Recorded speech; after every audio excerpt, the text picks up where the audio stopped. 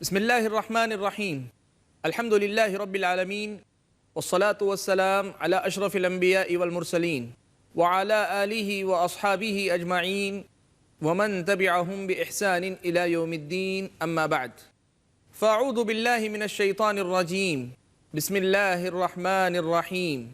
يا أيها الذين آمنوا اتقوا الله حق تقاته ولا تموتن إلا وأنتم مسلمون. يا أيها الناس اتقوا ربكم الذي خلقكم من نفس واحدة وخلق منها زوجها وبث منهما رجالا كثيرا ونساء واتقوا الله الذي تساءلون به والأرحام إن الله كان عليكم رقيبا. يا أيها الذين آمنوا اتقوا الله وقولوا قولا سديدا يصلح لكم أعمالكم ويغفر لكم ذنوبكم ومن يطع الله ورسوله فقد فاز فوزا عظيما. أما بعد، فأعوذ بالله من الشيطان الرجيم. بسم الله الرحمن الرحيم. إنهم كانوا يسارعون في الخيرات ويدعوننا رغبا ورهبا وكانوا لنا خاشعين. وقال تبارك وتعالى أيضا: نبئ عبادي أني أنا الغفور الرحيم وأن عذابي هو العذاب الأليم. ناظرین کرام، دل کی دنیا اس سلسلے کا ایک اور پہلو لے کر میں آپ کے درمیان آپ کے سامنے حاضر ہوں۔ ہماری اور آپ کی گفتگو جاری ہے قلبی اعمال اور قلبی عبادتوں کے سلسلے میں۔ ہم یہ سن رہے تھے کہ عبادت چاہے وہ ظاہری ہو کہ قلبی ہو، اس عبادت کے مکمل عبادت ہونے کے لیے ضروری ہے کہ اس میں تین جذبات بیک وقت پائے جائیں۔ اس میں محبت کا جذبہ بھی ہو، اس میں خوف کا جذبہ بھی ہو، اور اس میں رجا، اللہ کی رحمت کی امید، یہ جذبہ بھی اس کے ساتھ رہے۔ تینوں جذبات کے ساتھ عبادت مکمل ہوتی ہے۔ کچھ لوگ یہ کہتے ہیں کہ عبادت صرف محبت کے جذبے میں کرنی چاہیے، ثواب یا عذاب کی امید اگر ہو تو یہ شرک نہیں، یہ شرک نہیں ہے، یہ نہ ہو تو یہ عبادت میں خلل ہے۔ اس لیے کہ اللہ تبارک و تعالیٰ سے ڈرنا بھی ہے، اللہ سے امید بھی لگانی ہے، اور اللہ تبارک و تعالیٰ سے محبت بھی کرنی ہے۔ محبت اساس ہے اور اس کے ساتھ یہ دونوں جذبات اس کے تابع ہیں۔ اللہ تبارک و تعالیٰ کی ذات کا تصور اور ایک بندے کا تصور اور ایک بندے کی اپنے معبود سے جو محبت ہوتی ہے، وہ محبت جب تک خوف اور رجا کا جذبہ ساتھ میں نہ آئے وہ ادھوری رہتی ہے، وہ کیفیت پیدا نہیں ہو پاتی۔ آپ ہم جیسے اپنے جیسے لوگوں سے بھی محبت کرتے ہیں، لیکن جب اللہ تبارک و تعالیٰ کی محبت کی بات کی جائے، یہ بات یاد رکھیں، محبت کی وہ کیفیت، وہ جذبہ، وہ درجہ جو ایک بندے کے دل میں اپنے معبود کے لیے ہونا چاہیے، وہ کیفیت محبت کے ساتھ ان دو جذبات کے ذریعے ہی پیدا ہو سکتی ہے۔ اسی لیے جو آیت کریمہ میں نے ابھی مجلس کی شروعات میں پڑھی، اس میں اللہ تبارک و تعالیٰ نے کئی انبیاء کا تذکرہ کرنے کے بعد سورہ انبیاء میں یہ بات بیان فرمائی کہ انہم کانوا یسارعون فی الخیرات، کہ یہ جو انبیاء ہیں ان کی خصوصیات یہ تھی کہ یسارعون فی الخیرات، نیکیوں میں، اچھائیوں میں بڑی تیزی سے آگے بڑھا کرتے تھے، ویدعوننا، اور ہماری عبادت کرتے تھے، ہمیں پکارتے تھے، رغبا ورہبا، رغبت اور رہبت، امید اور ڈر، ان دونوں جذبات کو ساتھ لیے ہوئے، وَكَانُوا لَنَا خَاشِعِينَ، اور ساتھ میں ہمارے سامنے خشوع اختیار کرنے والے تھے۔ سبحان اللہ۔ انبیاء کی عبادتیں یہ کمال کے درجے کی عبادتیں ہوتی ہیں، اور انبیاء کی عبادتیں خوف اور امید کے جذبے کے ساتھ ہوتی ہیں، اس لیے کہ اس کی محبت، اللہ تبارک و تعالیٰ کی محبت صرف ایک مطلق جذبہ نہیں، آزاد جذبہ نہیں، یہ محبت ایک بندے کی محبت ہے، اور بندگی کا وہ درجہ محبت کے اندر اسی وقت پیدا ہو سکتا ہے جب خوف اور رجا کا درجہ ساتھ میں ہمارے شامل ہو۔ ناظرین کرام، مقصود یہ ہے، بتانا یہ ہے کہ عبادت کوئی بھی ہو، کسی بھی قسم کی ہو، ظاہری ہو یا باطنی ہو، قلبی عبادت ہو، ان تینوں جذبات کا پایا جانا ضروری ہے۔ کچھ بھائی وہ بھی ہیں جن کے پاس اللہ تبارک و تعالیٰ کی رحمت کا تصور بہت زیادہ ہے، وہ رحمت کے تذکرے سنتے ہیں تو امید کا پہلو بڑھ جاتا ہے، توازن برقرار نہیں رکھ پاتے، جو حد ہے اس حد میں نہیں رکھتے۔ اور اگر کوئی آدمی اللہ تعالیٰ کا خوف دلائے تو وہ لوگوں سے کہتے کہ بھائی اللہ تعالیٰ سے ڈراتے کیوں اللہ تعالیٰ کو ایک خوفناک شکل میں پیش کرتے ہو؟ اللہ تعالیٰ تو بڑا رحیم ہے، بڑا کریم ہے۔ میں آپ کے سامنے پہلے اللہ تبارک و تعالیٰ کی رحمت کے پہلو کو ہی ذکر کروں گا۔ حضرت عمر ابن خطاب رضی اللہ تعالیٰ عنہ روایت فرماتے ہیں، صحیح بخاری و مسلم کی روایت ہے، فرماتے ہیں کہ اللہ کے نبی صلی اللہ علیہ وسلم نے ایک جنگ کے بعد قیدیوں کو اکٹھا کیا اور ان کو تقسیم کرنا شروع کیا۔ ابھی قیدی موجود ہی تھے کہ ایک قیدی عورت اپنے بچے کی تلاش میں ماری ماری پھر رہی تھی، ادھر ادھر بھٹک رہی تھی۔ پھر اس کے بعد اس نے اپنے بچے کو پا لیا تو اسے اٹھایا اور اٹھا کر اپنے سینے سے چمٹا لیا۔ اس ماں کی اپنے بچے کے لیے تڑپ اور بے کلی اور بے چینی سارے صحابہ دیکھ رہے تھے۔ اللہ کے نبی صلی اللہ علیہ وسلم نے صحابہ سے پوچھا کہ لوگوں بتاؤ، کیا یہ عورت اپنے بچے کو آگ میں پھینک دے گی؟ یہی عورت جو اپنے بچے کے لیے اس قدر تڑپ رہی ہے، کیا یہ عورت اپنے بچے کو آگ میں پھینک دے گی، جلتی ہوئی آگ میں؟ صحابہ نے کہا اللہ کے نبی یہ تو ہو ہی نہیں سکتا کہ یہ ماں جس کے اندر اپنے بچے کے لیے اتنی تڑپ ہو، تھوڑی دیر کی جدائی پر اس قدر ماری ماری پھرتی ہو، وہ اپنے بچے کو آگ میں نہیں پھینک سکتی۔ اللہ کے نبی صلی اللہ علیہ وسلم نے بیان فرمایا، کہا کہ یاد رکھو للہ ارحم بعبادہ من ہذہ بولدہا۔ صحیح بخاری و مسلم کی روایت، اللہ کے نبی صلی اللہ علیہ وسلم نے فرمایا، یاد رکھو اللہ تبارک و تعالی یہ ماں اپنے بچے پہ جس قدر رحم کھاتی ہے، اس سے کہیں زیادہ اللہ تبارک و تعالی اپنے بندوں پہ رحم کرنے والے۔ سبحان اللہ، رب سے امید جگائے رکھو، رب کے سامنے مایوس مت ہو۔ اللہ تبارک و تعالی نے فرمایا وَمَن يَقْنَطُ مِن رَحْمَةِ رَبِّهِ إِلَّا الضَّالُّونَ، اپنے رب کی رحمت سے گمراہوں کے علاوہ اور کون مایوس ہوتا ہے؟ یہ امید کا پہلو ہے، لیکن کچھ بھائیوں کی غلطی یہ ہے، اس امید کے پہلو کا مطلب وہ یہ سمجھتے ہیں کہ اللہ تعالیٰ سے صرف امید ہی امید لگائے رکھیں اور خوف کے جذبے کو دل سے نکال باہر کریں، اللہ کا ڈر نہ ہو۔ یاد رکھیں، گناہ کرنے کے لیے، گناہوں سے بچنے کے لیے امید کا جذبہ کافی نہیں، اور حقیقت میں محبت کا جذبہ مکمل ہو اس کی ضمانت نہیں۔ ان دونوں پہلوؤں کو سامنے رکھتے ہوئے خوف کے جذبے کو جب تک لایا نہیں جائے گا، ایک آدمی گناہوں سے بچ نہیں سکتا۔ اسی لیے اس مسئلے کو ہم یاد رکھیں کہ اللہ تبارک و تعالیٰ نے صرف یہ نہیں کہا کہ اللہ تبارک و تعالیٰ بڑے رحم کرنے والے ہیں۔ سورہ حجر کی آیتیں جو میں نے آپ کے سامنے اس مجلس کے آغاز میں پڑھی، اس میں اللہ تبارک و تعالیٰ نے اسی مسئلے کو واضح کیا، نبئ عبادی انی انا الغفور الرحیم، میرے بندوں کو آپ بتا دیں، خبر دے دیں کہ میں ہی بخشنے والا، رحم کرنے والا ہوں، وَأَنَّ عَذَابِي هُوَ الْعَذَابُ الْأَلِيمُ، اور یہ بھی بتلا دیں کہ میرا عذاب ہی بڑا خطرناک عذاب ہے۔ یہ دونوں جذبات ساتھ میں چلتے ہیں تبھی توازن پیدا ہوتا ہے۔ ان دونوں جذبات کا آپسی توازن، باہمی تال میل حقیقت میں ایک انسان کو صحیح رخ پر لے کر جاتا ہے۔ اس لیے وہ بھائی جن کے دماغ میں یہ بات کہی ہے کہ اللہ تبارک و تعالیٰ سے صرف امید ہی امید رکھنی چاہیے، وہ بڑا رحیم ہے، بڑا کریم ہے، یہ ایک پہلو ہے، اور ایمان مکمل ہوتا ہے، ایمان مکمل ہوتا ہے، یہ عبادت مکمل ہوتی ہے اس کے ساتھ ساتھ خوف کے جذبے کو لے کر۔ اسی لیے اللہ تبارک و تعالیٰ نے سورہ مؤمن کے آغاز میں بھی اس مسئلے کا تذکرہ فرمایا، کہا غافر الذنب وقابل التوب شدید العقاب ذی الطول۔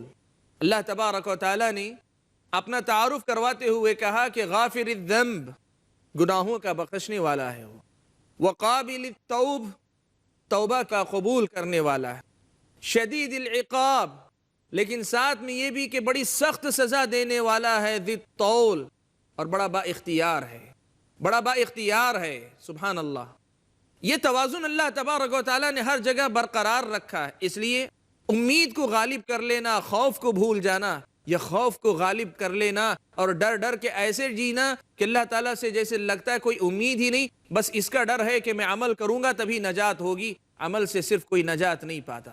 یہ دونوں جذبات ساتھ میں لے کر چلو، عمل کرتے وقت اللہ سے ڈرو اور ساتھ میں اللہ سے امید بھی رکھو کہ ہماری کوشش کے بعد عمل تھوڑا بہت آگے پیچھے بھی ہوگا، اللہ تعالیٰ انشاءاللہ قبول کرے گی، لیکن کب؟ ہماری اپنی کوشش کے بعد۔ تو عبادت جو ہوتی ہے ان تینوں جذبات سے جا کر مکمل ہوتی ہے، بنتی ہے، اور یہ تینوں کے تینوں جذبات ہوں تبھی عبادت عبادت کہلاتی ہے۔ اسی لیے اہل علم یہ بات ہمیشہ کہا کرتے تھے، الایمان بین الخوف والرجاء، ایمان جو ہے یہ بھی خوف اور رجا کے درمیان ہوا کرتا ہے. ایمان خوف اور رجا یعنی خوف اور امید کے درمیان کا ایک جذبہ ہے. ناظرین کرام، ہم اپنی گفتگو کو یہاں تھوڑی دیر کے لیے روکتے ہیں، ایک بریک لیتے ہیں، بریک کے بعد واپس لوٹ کر اپنی گفتگو کو آگے بڑھاتے ہیں. والسلام علیکم ورحمۃ اللہ وبرکاتہ. بسم اللہ الرحمن الرحیم. ناظرین کرام، بریک کے بعد ہم لوگ واپس لوٹے ہیں. بریک پر جانے سے پہلے ہم لوگ یہ سن رہے تھے کہ قلبی عبادات میں ان تین جذبات کی حیثیت تین ارکان کی ہے، محبت، خوف اور رجا کی. یہ محبت کیا ہے؟ اور یہ ایک صرف جذبہ ہے یا خود ایک عمل بھی ہے؟ جیسے اللہ تبارک و تعالیٰ نے اسے خود ہر عمل کے لیے اساس بنایا ہے، یہ بنیاد ہے، اس کے ساتھ ساتھ اللہ تبارک و تعالیٰ نے اسے ایک مستقل عمل کے طور پر بھی متعارف کروایا محبت کو. اسی طرح خوف کا معاملہ ہے، اسی طرح رجا یعنی امید کا معاملہ ہے. ناظرین کرام، ان میں سے سب سے پہلا جو لفظ ہے وہ ہے محبت. محبت کس کو کہتے ہیں؟ عربی زبان میں محبت کا سیدھا سا معنی دل کے میلان کو کہتے ہیں، کسی بھی اس چیز کی طرف جو اس کے نزدیک پسندیدہ ہو. دل اپنی پسندیدہ چیز کی طرف مائل ہو تو اس کو محبت کہتے ہیں. حافظ ابن حجر رحمۃ اللہ علیہ نے اور امام نووی وغیرہ نے محبت کی جو تعریف نقل کی ہے وہ یہ کہتے ہیں کہ یا تو خوبی جس کی طرف دل مائل ہوتا ہے یا تو کسی خوبصورتی کی وجہ سے ہوتا ہے، جیسے صورت و شکل کی خوبصورتی، یا پھر اس کے اپنے اندر موجود کمال کی وجہ سے ہوتا ہے. محبت کا جو جذبہ ہوتا ہے یا تو اس کی اپنی شکل و صورت ظاہری، یا اس کی اپنی ذات کے اندر موجود کمالات، یا پھر اس کے اپنے وہ کام جو دوسروں کے ساتھ احسان کے درجے میں ہوتے ہیں، دوسروں کو نوازنے عطا کرنے کے جو کام ہوتے ہیں، اس کی وجہ سے انسان اس کی طرف مائل ہوتا ہے. کسی بھی انسان کا دل اگر کسی کی طرف مائل ہوتا ہے تو اس کا بنیادی سبب یہ ہوتا ہے کہ وہ جس کی طرف مائل ہو رہا ہے، اس کا دل جس کی طرف کھینچا جا رہا ہے، اس کے اندر کوئی ایسی چیز دیکھتا ہے جو اس کے اپنے نفس کے نزدیک پسندیدہ ہے. آدمی اگر اچھا ہوگا، نیک ہوگا، تو نیک آدمی کو دیکھ کر، نیکی کے مقامات کو دیکھ کر اس کا دل اسی طرف کھینچا چلا جائے گا. وَرَجُلٌ قَلْبُهُ مُعَلَّقٌ بِالْمَسَاجِدِ. اور ایک وہ آدمی جس کا دل مسجدوں میں اٹکا رہتا ہے، 7 خوش قسمتوں میں اللہ تعالیٰ کے عرش کے سائے تلے جگہ پانے والا ایک انسان ہوگا. یہ کون ہے جس کا دل مسجدوں سے اٹکا ہوا ہے؟ خیر کی محبت اس کے اندر ہے تو خیر کی طرف اس کا دل کھینچا چلا جاتا ہے. اللہ حفاظت فرمائے، دل کے اندر اگر برائی کی محبت آ جائے، گناہ کی محبت آ جائے تو دل برائی کی طرف کھینچا جاتا ہے. یہ برائی کی محبت ہے. اپنے نزدیک پسندیدہ جو چیز ہوتی اس کی طرف کھینچے جانے کو یہ محبت کہتے ہیں. اگر یہ کسی کی خوبصورتی کو دیکھ کر ہوتا ہے تو دل اس کی خوبصورتی کی طرف کھینچا جاتا ہے، تو یہ بھی محبت ہے. اب یہ تو ہوئی بات محبت کی عام بات. اللہ تبارک و تعالیٰ کی محبت کا سیدھا سا مطلب کیا ہے؟ اللہ تبارک و تعالیٰ کی ذات، اللہ تبارک و تعالیٰ کی صفات اور اللہ تبارک و تعالیٰ کے کام، یہ سب کے سب انتہا درجے کے کمال پر ہے اور انتہا درجے کا حسن اپنے اندر رکھتے ہیں. وَلِلَّهِ الْأَسْمَاءُ الْحُسْنَى فَادْعُوهُ بِهَا. اللہ تبارک و تعالیٰ کی ذات اور اللہ تبارک و تعالیٰ کی صفات، اللہ تعالیٰ کے نام، اللہ تبارک و تعالیٰ کے کام، یہ سب کے سب انتہا درجے کے کمال پر ہیں اور اللہ تبارک و تعالیٰ کے ان تمام کمالات کا اپنا ایک حسن ہے. خود قیامت کے دن جب مومنوں کو اللہ تبارک و تعالیٰ کا دیدار نصیب ہوگا، پیارے نبی صلی اللہ علیہ وسلم نے یہ بات بیان فرمائی، اللہ کے نبی صلی اللہ علیہ وسلم نے یہ حقیقت بیان فرمائی. آپ اور میں جانتے ہیں کہ دنیا میں اللہ تعالیٰ نے انسانوں کے لیے اللہ تبارک و تعالیٰ کا دیدار ناممکن قرار دیا ہے. لن ترانی، تم مجھے ہرگز نہیں دیکھ سکتے. یہ حضرت موسیٰ علیہ السلام سے کہا گیا تھا، لیکن پوری انسانیت کو بتایا گیا تھا کہ انسان اللہ تبارک و تعالیٰ کا دیدار اس دنیا میں نہیں کر سکتا.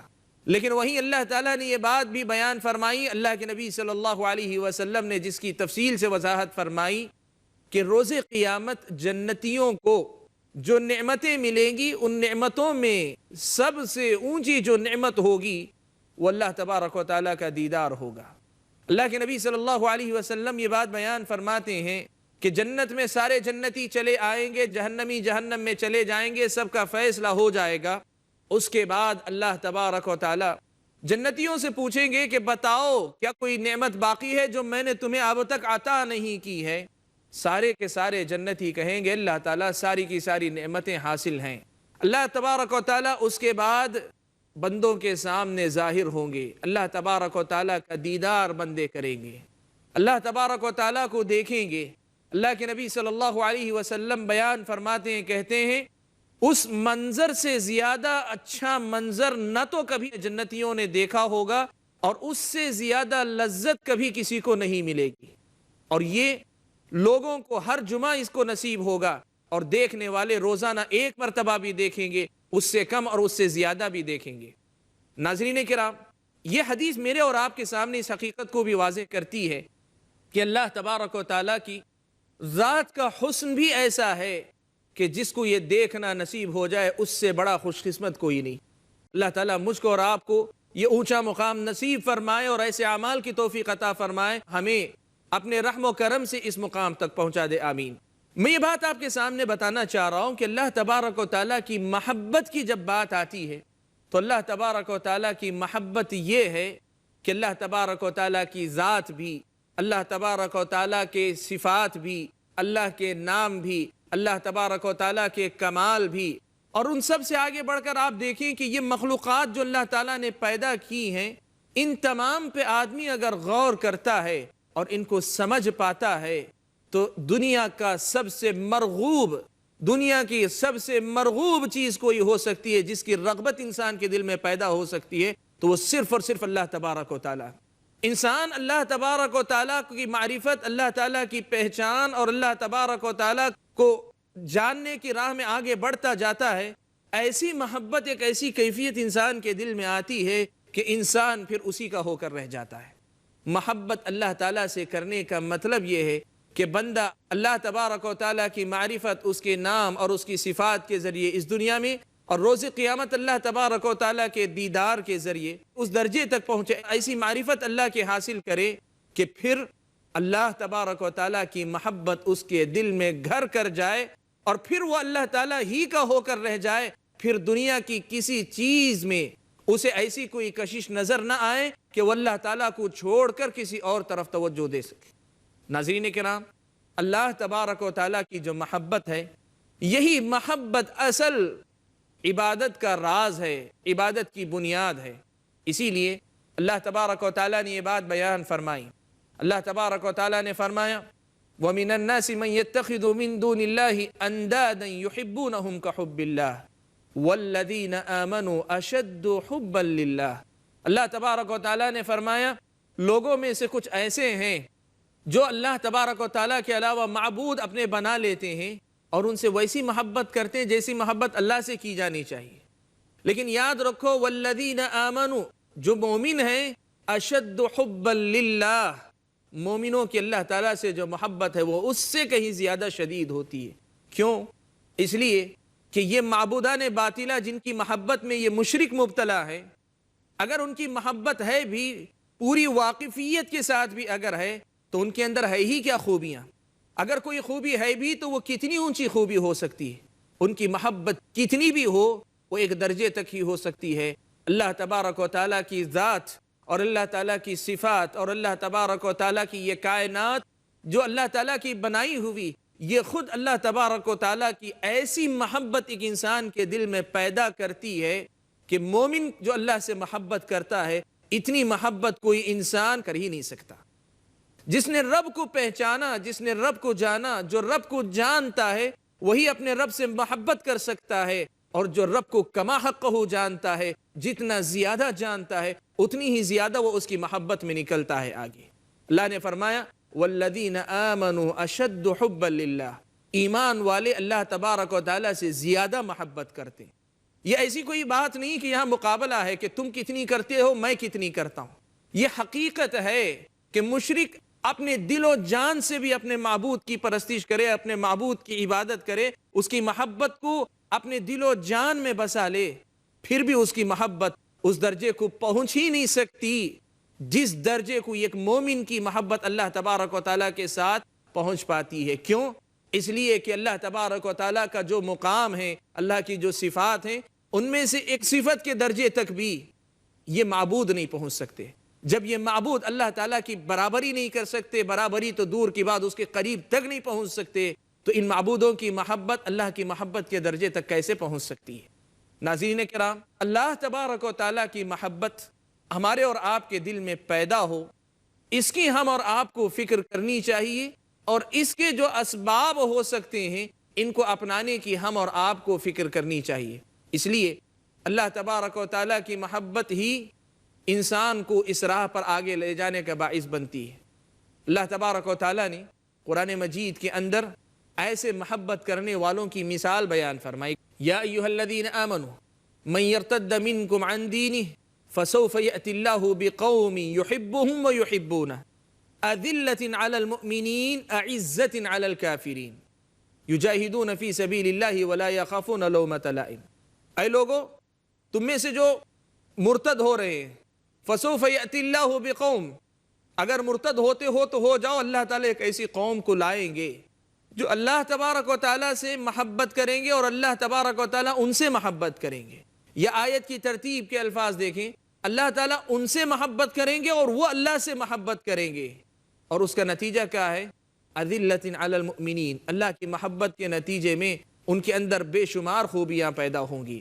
ناظرین کرام، ہم لوگ اپنی اس گفتگو کو آج کے حلقے میں یہیں پر روکتے ہیں۔ محبت اور اس کے جو تقاضے ہیں اور اس کے جو اقسام ہیں، اس پر ہم لوگ مزید گفتگو اپنے اگلے حلقے میں سماعت فرمائیں گے۔ تب تک کے لیے السلام علیکم ورحمۃ اللہ وبرکاتہ۔